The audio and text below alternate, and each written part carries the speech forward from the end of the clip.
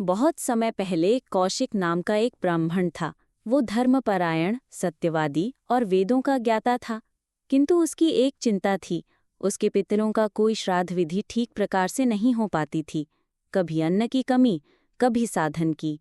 वो मन ही मन सोचता, क्या मेरे पितर मुझसे रुष्ट होंगे? एक दिन श्राद्ध पक्ष आया। कौशिक ने प्रण किया कि चाहे जैसे भी हो वो पितरों का श्राद्ध करेगा और साथ ही श्रीमद् भागवत का पाठ भी रखेगा। उसने अपनी गृहिणी से कहा, देवी, जो भी अन्न जल उपलब्ध हो वही हम श्राद्ध में अर्पण करेंगे। पितरों के लिए श्रद्धा ही सबसे बड़ा आहार है। साथ ही मैं भागवत कथा का आयोजन करूंगा। गृहिणी ने प्रसन्न होकर कहा, आप चिंता न करें, श्रद्धा से किया गया श्राद्ध और भागवत पाठ पितरों को तृप्त करता है।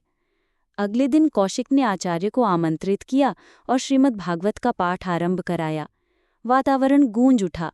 ओम नमो भगवते वासुदेवाय। श्राद्ध तिथि पर उसने जो कुछ भी था पितरों को अर्पित किया।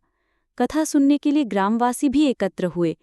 जब भागवत पाठ का 9वां स्कंद चल रहा था, तभी कौशिक ने देखा कि दिव्य रूप में उसके पितर आकाश से प्रकट हुए। उनके चेहरे पर तेज और हृदय में प्रसन्नता थी। उन्होंने कहा, वत्स, हम तृप्त हो गए। केवल अन्न से नहीं, बल्कि तुम्हारी श्रद्धा और भागवत कथा से हमारी आत्मा को शांति मिली। भागवत पाठ पितरों को स्वर्ग लोक तक पहुंचा देता है और श्राद्ध से उन्हें स्थायी तृप्ति मिलती है। ये कहकर वे अंतर्धान हो गए। कौशिक की आंखों से आंसू बहने लगे। वो समझ गया कि श्राद्ध पक्ष में भागवत पाठ करने से पितरों की आत्मा तृप्त होती है और घर परिवार पर अखंड पुण्य की वर्षा होती है।